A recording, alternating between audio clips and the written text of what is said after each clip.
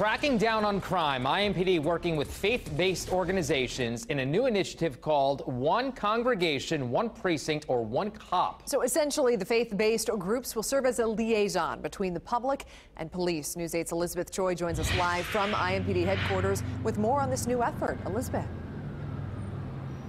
Brookville, religious leaders met with officers today to train. It's part of a national effort to crack down on crime.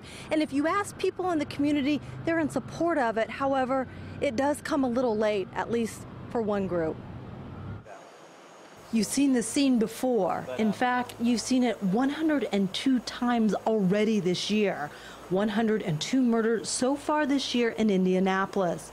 What's the difference? The location, Carlton Apartments near 82nd and Township Line Road, and a new victim, 30-year-old Antoine Walton.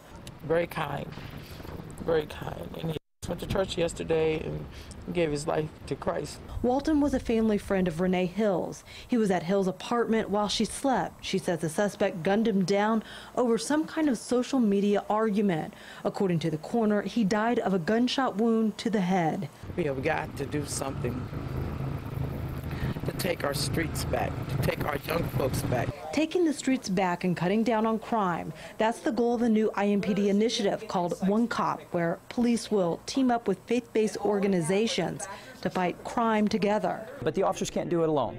It requires the community and the officers to work together to combat and solve crime. The groups, which often serve some of the troubled neighborhoods, participated in training exercises with police. Today's goal was to turn around and give faith-based leaders the opportunity to experience a little bit about what a police officer goes through on traffic stops and through some other types of sudden encounters.